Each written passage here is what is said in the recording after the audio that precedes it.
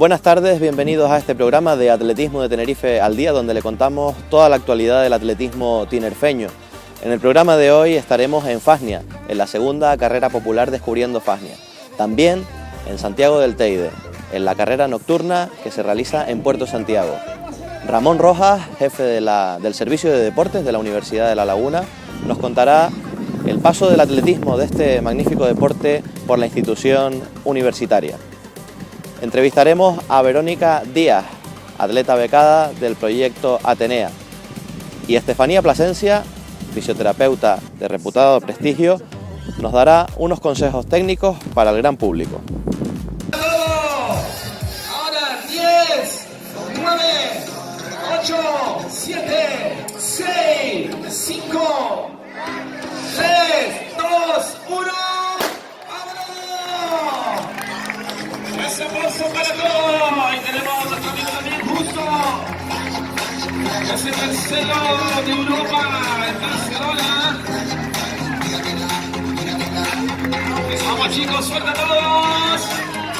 La carrera popular Descubriendo Fasnia, que se celebró el pasado sábado por la mañana, congregó a 274 atletas procedentes de toda la isla, desde la categoría pitufos hasta veteranos, que compitieron en las diferentes distancias convocadas por la organización.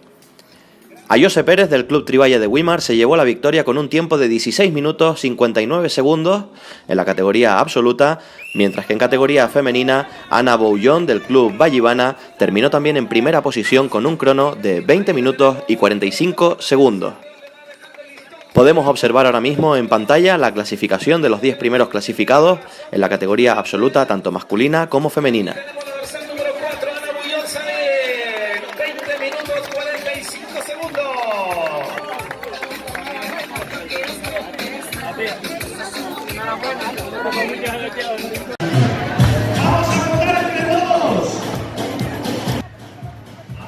La sexta carrera nocturna solidaria de Santiago del Teide, que se celebró el pasado sábado por la tarde-noche en Puerto Santiago, congregó a 233 corredores, concretamente 103 en la carrera de 7,5 kilómetros y 120 en la carrera de 5 kilómetros. Además, la prueba organizada por la Concejalía de Deportes del Ilustre Ayuntamiento de la Villa Histórica de Santiago del Teide tuvo una vez más un fin solidario, que fue la recaudación de alimentos no perecederos para ser donados al Banco de Alimentos Municipal. Buenas tardes, nos encontramos en el día de hoy con Verónica Díaz, beneficiaria de la beca Atenea. Buenas tardes, Verónica, gracias por recibirnos. En primer lugar, pues queremos conocer un poquito más sobre Verónica y nos gustaría preguntarle cómo comenzaste en el atletismo, por qué, y bueno, un poquito cuéntanos tus inicios en este deporte. Pues realmente empecé desde muy pequeña, con casi 5 años, porque yo era una niña muy inquieta, entonces mi padre decidió apuntarme a distintas carreras de cross y resultó que se me daba, porque gané varias medallas en 2004 y 2007, pero luego me empecé a interesar por otros deportes, como la hípica o el karate, y lo fui dejando un poco, hasta que el año pasado, al empezar la universidad, pues necesitaba más tiempo y lo dejé todo para todo deporte, para estudiar.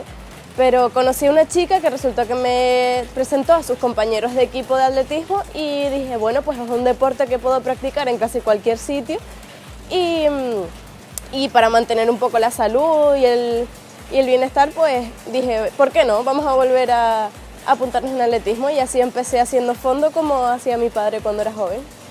Bien, unos inicios entonces ya desde hace bastantes años, aunque luego tuviste ahí un pequeño paréntesis.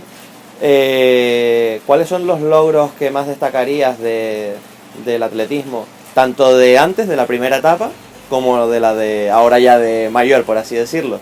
Pues en su momento, en 2004, quedé tercera en el cross de Nuestra Señora del Coromoto y en 2007 primera en el cross del Cristo. Y este año, al empezar otra vez, pues he sido subcampeona de 1500 y de millas. Muy bien, bastante, ¿no? Para ser ya solo un añito, pues bien. ¿Y tus metas para este año? ¿Qué metas tienes fijadas deportivas? Pues en principio, como meta secundaria sería mejorar bastante la fuerza, porque ahora me he pasado el salto de pértiga y necesito coger mucha fuerza y resistencia. Pero sobre todo como meta principal es el Campeonato de España. Conseguir llegar a un Campeonato de España es como mi sueño. ¿Cómo combinas los estudios y los entrenamientos. ¿Es difícil, no es difícil? Organizándose se consigue todo. Cuéntanos tu experiencia. Tienes mucha razón, organizándose se consigue todo.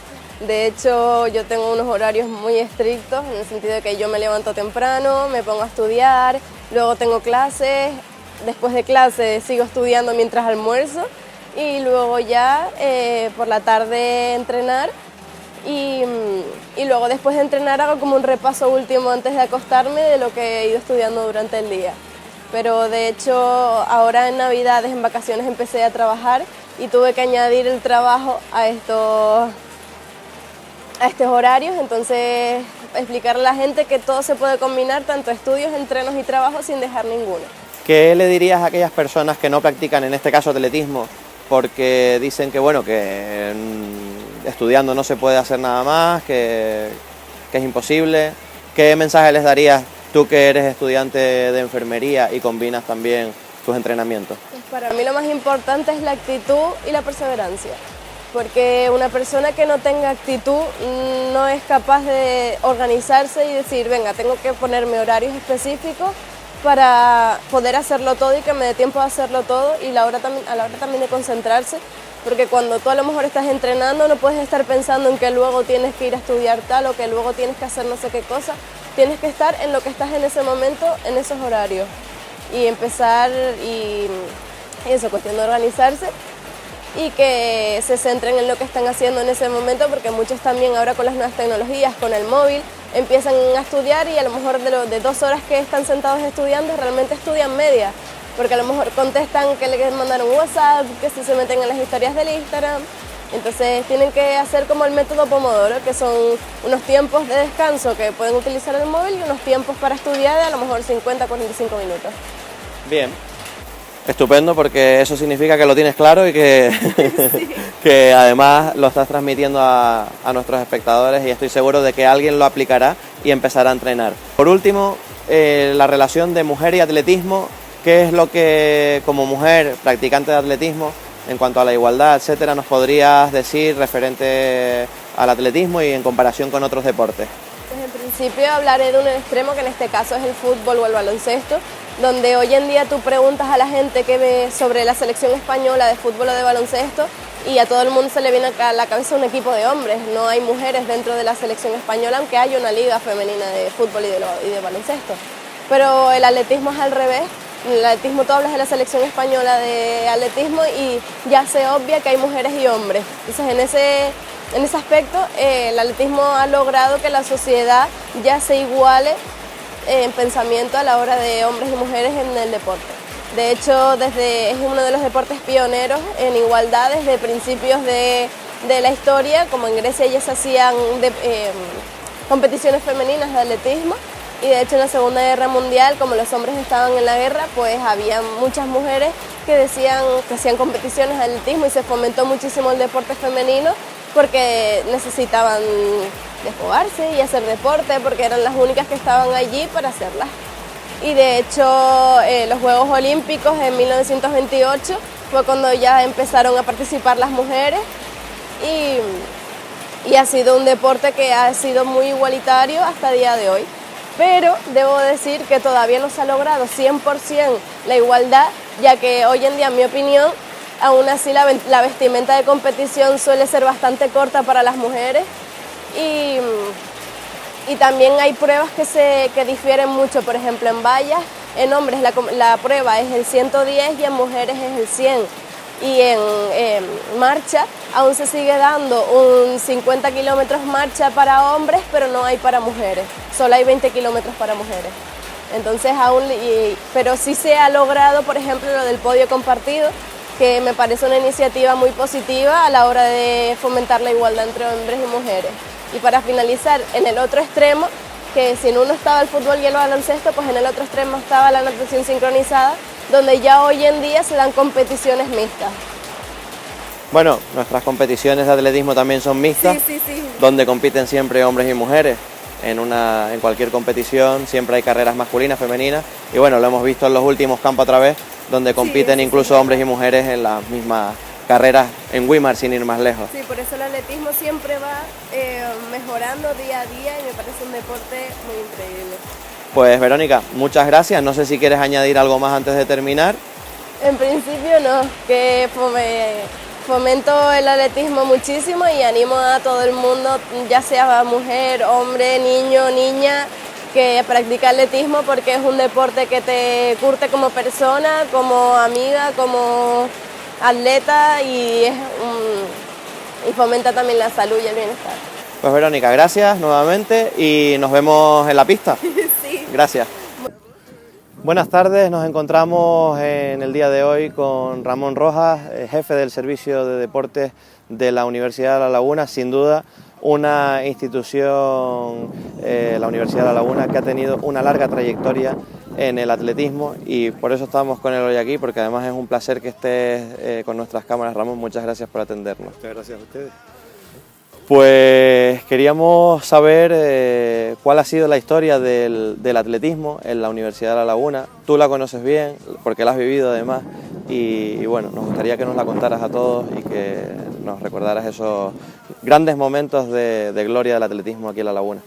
Sí, bueno, resumidamente, porque la historia es bastante larga, incluso está antes de que yo estuviera aquí dentro del servicio, incluso como alumno universitario, con don Miguel Feria, que cuando la pista era un campo de tierra y la pista era de ceniza, ya se practicaba aquí el atletismo y bueno, posteriormente esta pista se hizo aproximadamente en el año 90, junto con el campo de hierba, y a partir de ahí pues varios clubes, incluso un club universitario existió, el Club Universitario de la Universidad de La Laguna. Y bueno, la trayectoria fue larga, participaron en distintos tipos de competiciones y nosotros como Servicio de Deportes a lo largo de este tiempo hemos tratado de facilitar al máximo el atletismo dentro de nuestras posibilidades. Lo que pasa es que al ir surgiendo otros campos y otras pistas de atletismo en la isla y los clubes se han ido instalando en ese tipo de nuevas instalaciones que estaban mucho mejor preparadas que la nuestra, que solamente tiene 6 calles y no está homologada, pues normalmente, claro, la gente se fue trasladando a esas instalaciones y a partir de ahí pues se fue, digamos, de algún modo diversificando la práctica del atletismo en distintos tipos de localidades de la isla, ¿no? Esto luego aquí nosotros lo que hemos tratado siempre es de que los atletas universitarios participen a través del trofeo rector, tanto en el campo a través. Incluso hubo un año, en el año 96, que la Universidad de La Laguna organizó el Campeonato de España Universitario de Campo a Través en el sur, en Arona. Y bueno, desde entonces, cada vez que podemos, ya hay atletas universitarios con las marcas mínimas que exige el Consejo Superior de Deportes para poder participar en los Campeonatos de España Universitarios, pues llevamos a esos atletas y varios de ellos han conseguido medallas de oro en distintos tipos de pruebas, ¿no? Actualmente el atletismo, como ya te decía, está ubicado en otros lugares, pero tenemos todos los días siempre participación de atletas que vienen a hacer los entrenamientos complementarios aquí en la pista y en el campo de hierba. Y bueno, nosotros tratamos de facilitar esa actividad todo lo que podemos, ¿no? Porque claro, estas instalaciones son para los universitarios y tenemos aquí montadas un montón de actividades y tratamos de distribuir los tiempos para que, digamos, poder atender más o menos las demandas de todos estos colectivos. El atletismo en esta instalación ha tenido presencia, sabemos que no está homologada la pista, pero sí que se han traído algunos pequeños eventos a lo largo de los años. Hablabas del trofeo rector y bueno, cuéntanos un poco los eventos que han venido a esta instalación. Sí, bueno, recuerdas también que hicimos un trofeo rector de atletismo hace poquitos años, que tuvo bastante éxito, fue intercentro, es decir, cada facultad participaba en distintos tipos de pruebas y fue bastante participativa y el problema es que luego en el tiempo no tuvo continuidad. Pero también luego hicimos varias pruebas de institutos aquí.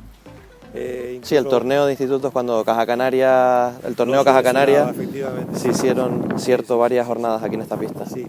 Y vamos, hasta donde llega mi memoria, básicamente fueron esas las pruebas, más ya te decía, el Campeonato de España Universitario de Campo de Través en el sur, ¿no? En cuanto a las actividades, ¿ofertaban también algún tipo de actividades relacionadas con el atletismo? Sí. Hasta el año pasado ofertábamos, como se ha puesto muy de moda ahora el running y las pruebas populares, pues empezamos a obtener demanda o a recibir demandas de la comunidad universitaria para que tratáramos digamos, de hacer una preparación específica, puesto que hay mucha gente que ha empezado a correr y no tenía experiencia previa ni como atleta ni por supuesto ni como corredor en este tipo de pruebas, que muchas son bastante exigentes, ¿no? Y entonces, bueno, hacíamos una actividad cada semana, 2 veces lunes y miércoles.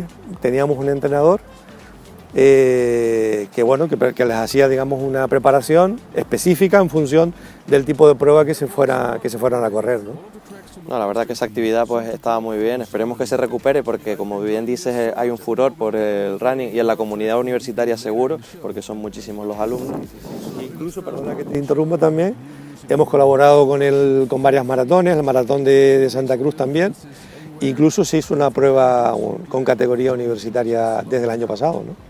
Así que bueno, nuestra presencia siempre en lo que es el atletismo, que para nosotros es uno de los deportes más importantes, siempre ha estado ahí, ¿no? De cara al futuro, de cara no al año que viene ni al próximo, ¿hay previsto que la pista de atletismo se mejore, que se homologue? Yo creo que es un sueño que tenemos todos porque además está ubicada en un sitio magnífico con la estación de guaguas y el tranvía al lado y al fin y al cabo pues muy bien conectada. ¿Hay algo previsto de cara al futuro? Obviamente para nosotros no es una prioridad porque es una prioridad mantenerla en condiciones para que se pueda practicar, pero teniendo tantas necesidades porque tenemos unas instalaciones muy numerosas y muy antiguas en muchos casos y bueno, prácticamente todos nuestros recursos se van en mantenerlas, ¿no? Pero ahora mismo tenemos un convenio firmado con el Cabildo, que afortunadamente está cada vez echándonos más manos para mantener nuestras instalaciones deportivas y ojalá que en algún momento, tanto por nuestra parte como por parte de ellos, podamos meter dentro de lo que es el plan de infraestructura, por lo menos el mantenimiento, porque ya habría que hacerle un tartán nuevo, pues ya tiene muchas grietas. La última vez que se hizo una acción de mantenimiento fue hace como 5 años.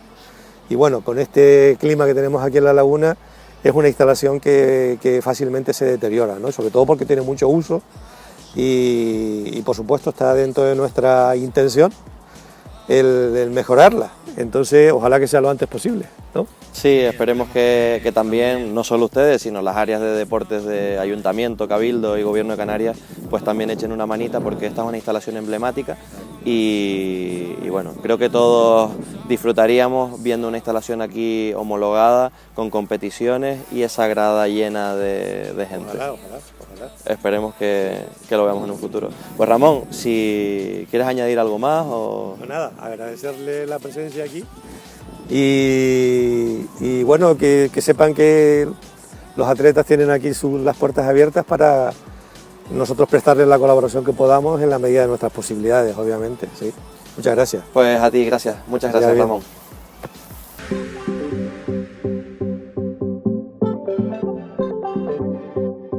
Como consejos prácticos desde la fisioterapia para los deportistas, pues me gustaría empezar hablando de lo más habitual que relacionan los deportistas con la fisioterapia, ¿no?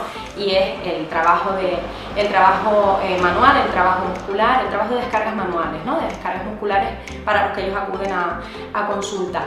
Muchas de las dudas que ellos nos plantean es precisamente si deben realizarse en descargas musculares, si no deben realizárselas y cuándo, ¿no? En qué momento. Entonces, bueno, pues de cara a la necesidad de una descarga muscular siempre lo notaremos porque realmente pues comenzaremos con molestias, una sensación de pesadez de pierna, de pesadez muscular como tal, ¿no? Se va mermando nuestro desempeño deportivo, no podemos ir más rápido. ese es el momento, incluso antes de llegar a ese punto, de acudir al fisioterapeuta para valorar la posibilidad de una descarga muscular. Importante en este caso que sea un fisioterapeuta, pues porque siempre en la consulta no solo se va a realizar una descarga muscular, sino siempre se va a realizar una valoración. El mito de, bueno, pues tengo que hacer una descarga muscular una vez al mes o una vez cada 15 días, realmente eso irá en función de cada deportista, en función de su carga de entrenos, en función de sus características físicas. No hay una pauta determinada que podamos marcar de, bueno, se permite cada cierto tiempo de forma generalizada, sino siempre irá en función de cada deportista. Y en cuanto a cuándo realizarla, pues lo importante siempre, por supuesto, es que sea varios días antes de la prueba, a ser posible incluso con diferencia de semanas, ¿no? De 7 días en adelante, salvo que pues, por los motivos que sea no podamos permitirnoslo, pero un mínimo de unos 2-3 días para que la musculatura pueda recuperarse en función de la profundidad con la que hemos trabajado. Otra de las dudas con las que los deportistas lidian día a día y que tiene muchísimo que ver con la fisioterapia, uno de nuestros recursos, es precisamente los estiramientos. Hay muchas dudas con respecto a si los estiramientos están recomendados o no están recomendados, y la realidad es que sí, pero por supuesto con sus matices, ¿no? Los estiramientos no deben realizarse en todo momento, en el sentido que siempre hay que buscar el momento más adecuado para realizarlo. La realidad es que lo más habitual es que esto sea después de la práctica deportiva. Casos muy puntuales se realizan estiramientos previos, siempre pues, hay deportistas que están acostumbrados a realizarlo, pero en este caso, de ser estiramientos como tal, tienen que ser estiramientos dinámicos, un poquito más rápido sin que haya rebote y de corta duración, para no elongar ni estirar en exceso la musculatura y que precisamente la percepción que tengamos después de nuestra musculatura no sea la habitual. Como digo, lo ideal pues siempre después de la actividad deportiva, para garantizar una mejor recuperación de la misma. En estiramientos de corta duración no vamos a conseguir realmente ganar un exceso de flexibilidad, pero sí que vamos a conseguir recuperar la musculatura mejor, vamos a conseguir que los desechos se reabsorban pues, con más facilidad en este aspecto, pues que tengamos incluso menos agujetas, por decirlo de alguna forma. De importancia tener en cuenta que lo que tenemos que evitar en sí son los estiramientos pasivos. Cuanto más activos sean los estiramientos, es decir, que el deportista los realice por sí mismo, sin ayuda externa, mejor. ¿Por qué? Porque cualquier otra persona que ayude de forma externa, con toda la buena intención del mundo, por supuesto, no va a percibir lo que percibe el deportista. Entonces, los límites se los tiene que marcar uno mismo en ese aspecto, sobre todo después de realizar actividad deportiva, y lo ideal es que sean estiramientos activos al 100%. En caso de que tengan que ser pasivos, pues por supuesto, en este caso de la mano de un fisioterapeuta, lo posible. Otra de las principales dudas, hablaremos ahora de la crioterapia, de la aplicación de frío, en qué momentos, por qué sí y por qué no. El frío se aplica muchas veces después de la actividad deportiva, precisamente porque lo que nos ayuda es a bajar el tono muscular, a reducir un poco esa sensación de carga, esa sensación de pequeñas contracciones que nos quedan después de realizar la actividad física, y en realidad pues, el frío, además de esa capacidad de disminución del tono muscular, de bajar la actividad de la musculatura, pues también nos ayuda a reducir posibilidad de inflamación, es antiinflamatorio, a reducir el dolor que podamos tener después de la práctica deportiva, también es analgésico. Entonces el beneficio de su aplicación a nivel general en los grupos musculares que hayan trabajado más después de la práctica deportiva realmente es bastante alto. No pasa nada si no se aplica frío, pero es un recurso más que tenemos para acelerar un poquito la recuperación después de la práctica deportiva exigente. En cuanto a si aplicar frío o no después de una lesión aguda, pues como decía antes, el frío es antiinflamatorio. Lo que tenemos que tener mucho cuidado con la aplicación directa sobre la piel, pero si nos hemos producido una posible lesión, tenemos mucho dolor, mucha inflamación, el frío, como digo, es analgésico y antiinflamatorio. Entonces es un recurso bastante sencillo que solemos tener a mano y que realmente va a ser mucho más útil pues, que tal vez el consumo de cualquier fármaco que no tengamos pautado por nuestro médico. Con respecto a más actividad que se realice desde la fisioterapia para los deportistas. En este caso, pues me gustaría nombrar la propiocepción. Destacar que la propiocepción no es lo mismo que el equilibrio, aunque muchas veces incluso nosotros mismos lo utilizamos casi como sinónimo. Destacar que la propiocepción es la percepción que nosotros tenemos de nuestras articulaciones, de nuestro cuerpo en el espacio, es decir, saber dónde están mis manos en cada momento sin que yo tenga que mirarlas, saber dónde están mis pies colocados, cómo están pisando mis pies en cada momento sin que yo tenga que mirar para ubicarlos, para colocarlos. Eso es diferente al sentido del equilibrio como tal, que tiene la capacidad de ubicarnos en sí, en el espacio, ¿no? de esa percepción de nuestro propio cuerpo. Evidentemente, cuando nos trabajamos dentro de nuestra práctica deportiva, dentro de nuestra prevención de lesiones, se trabajan casi de forma paralela.